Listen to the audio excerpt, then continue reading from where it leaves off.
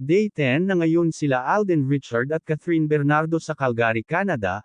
Si Alden ay marami ding inaasikaso sa Canada, hindi lang ang shooting para sa kanilang pelikula, dahil mayroon din itong mga pinuntahan na importante, at ayon nga sa news nalilipad din si Alden papuntang Amerika dahil may mahalagang event na kailangan itong puntahan. Ngunit hindi pa sigurado kung kasama nito si Catherine Bernardo sa kanyang mga pinuntahan sa Canada na mga events.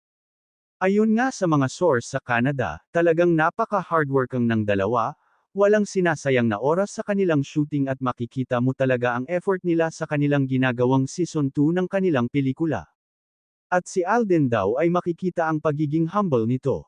Dahil sa kabila ng mga kumakalat na issues ay hindi pinapatulan ni Alden, talagang nakafocus siya sa kanyang career ngayon, kahit anong sabihin ng mga supporter at fans ni Daniel Padilla.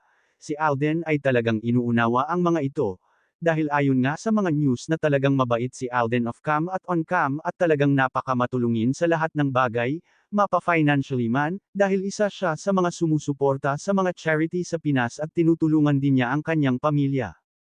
At ganun din si Catherine Bernardo kay Alden, talagang matulungin din ito kahit off-cam or on-cam. Maraming nagsasabi na kaya lalong sinuswerte dahil lahat ay kanyang tinutulungan.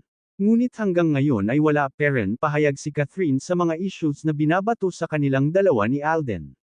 Ayon nga sa mga netizens, sana ay hindi lang on-cam ang kanilang sweetness, at sana ay forever na ito.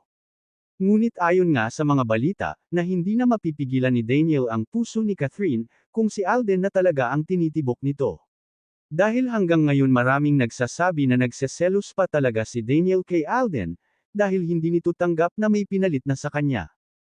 At talagang hiling ng mga fans at supporter ni Daniel, sana ay magkabalikan na ang Kathniel, dahil sayang ang kanilang 12 years na pinagsamahan. Ngunit hindi ito pinapansin ni Catherine, dahil focus siya sa kanilang trabaho ni Alden ngayon sa Canada.